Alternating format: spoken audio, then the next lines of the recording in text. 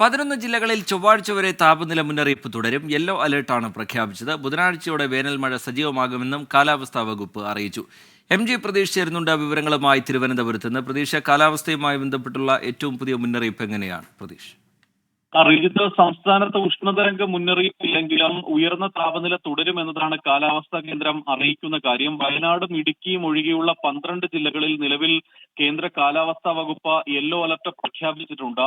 ഈ ജില്ലകളിൽ താപനില ഉയരാനുള്ളൊരു സാധ്യതയാണ് പ്രവചിക്കുന്നത്. ചൊവ്വാഴ്ച വരെ ആയിരിക്കും സംസ്ഥാനത്ത് ഉയർന്ന താപനില ഉണ്ടാവുക. പാലക്കാട് ജില്ലയിൽ 39 ഡിഗ്രി വരെ താപനില ഉയരുമെന്നതാണ് കാലാവസ്ഥാ വകുപ്പ് അറിയിക്കുന്ന കാര്യം. കൊല്ലം, ആലപ്പുഴ, തൃശൂർ, കണ്ണൂർ, കോഴിക്കോട് ജില്ലകളിൽ 37 ഡിഗ്രി സെൽഷ്യസ് വരെ താപനില ഉയരാനുമുള്ള ഒരു സാധ്യതയാണ് കാലാവസ്ഥാ വകുപ്പ് പറയുന്ന കാര്യം. മെയ് 8 തന്നെ സംസ്ഥാനത്ത് വേനൽമഴ കൂടുതൽ സജീവമാകുമെന്നും മുന്നറിയിപ്പിൽ പറയുന്നുണ്ട്. വേനൽമഴ എത്തുന്നതോടുകൂടി തന്നെ ഉയർന്ന താപനിലയും ഈ കനത്ത ചൂടിന് ഒരു ആശ്വാസമാകുമെന്ന ഒരു പ്രതീക്ഷയാണ് ഉള്ളത്.